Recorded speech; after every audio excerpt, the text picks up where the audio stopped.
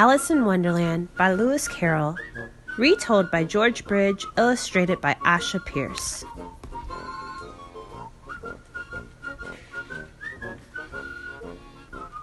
Alice in Wonderland. Let's go! This is a story of a little girl named Alice who lived not too long ago in a place not too far from here. Alice loved books, adored adventures, and found herself to be very curious about a great many things. Alice had some amazing adventures in a place called Wonderland. One day, Alice was resting by a river with her sister when a rabbit ran past. This was not just an everyday rabbit. This was a rabbit dressed in fine clothes and carrying a pocket watch. Alice watched as the white rabbit hurried into a rabbit hole and disappeared from sight. Being curious, she quickly followed, and then she fell and fell and fell for what seemed like a very long time indeed.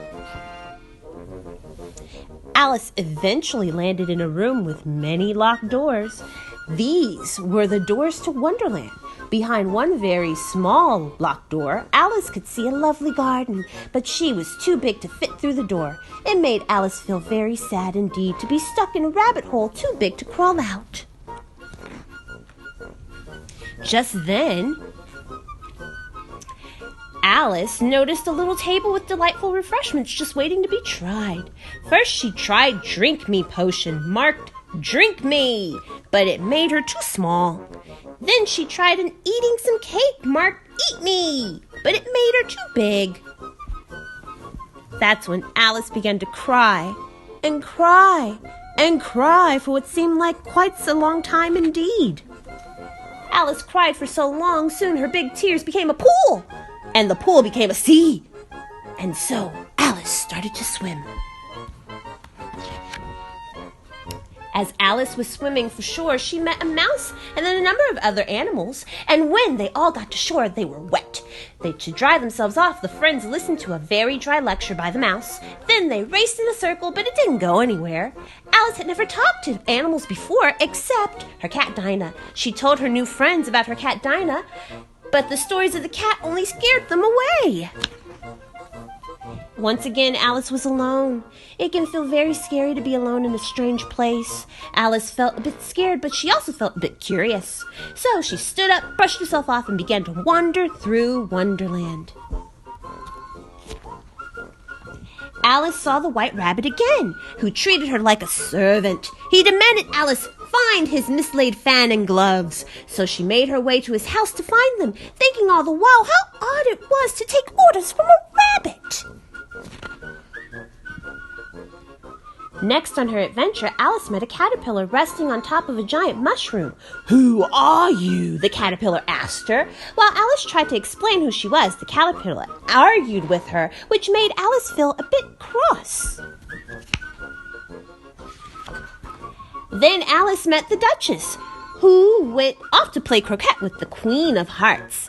Alice tried to ask the Duchess a question, but instead of answering helpfully, the Duchess insulted her for not knowing the answer.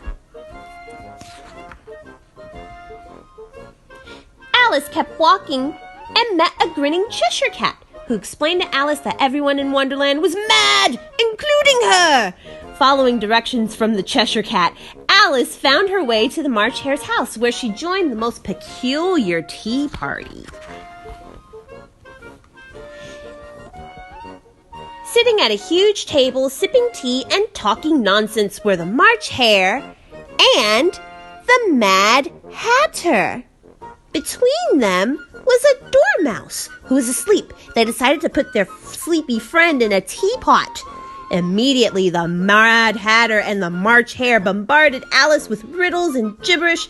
In answers to one of their many questions, Alice responded in confusion, "I don't think." But before she could finish, the Mad Hatter interrupted her. "Then you shouldn't talk." This bit of rudeness was more than Alice could bear. She walked off in disgust. Nobody seemed to notice. Alice eventually found her way to the garden ruled by the Queen of Hearts and filled with curious characters. Together, they all played croquet. "Off with his head!" shouted the Queen at just about everything, and everyone she didn't like. Soon this led to a trial, which led to a dispute between Alice and the Queen of Hearts.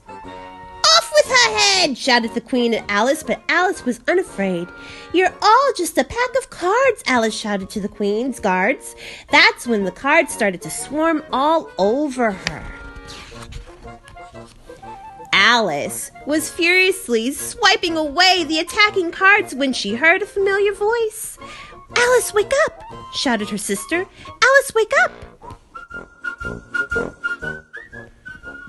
"Up!" shouted her sister. Alice woke up. She was back by the river. As she sat up, she finished brushing away the leaves that had landed on her while she was sleeping. And she thought, that was a very strange sleep indeed.